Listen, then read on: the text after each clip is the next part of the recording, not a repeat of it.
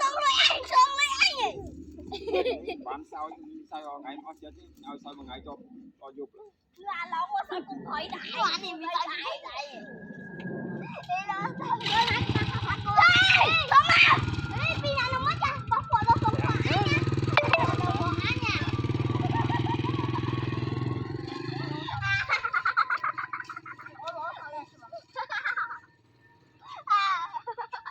à mời thông tin mừng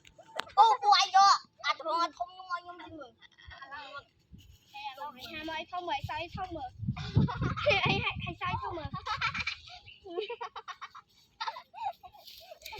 hay sai không mười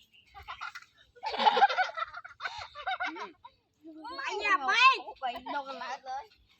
người ta ăn coi không là một cái ai mới em mới phụ mấy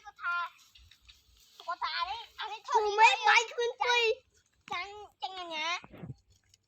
mà áo đi kho nhà mấy bạc quan đấy nào bạc quan đặt hướng dẫn nào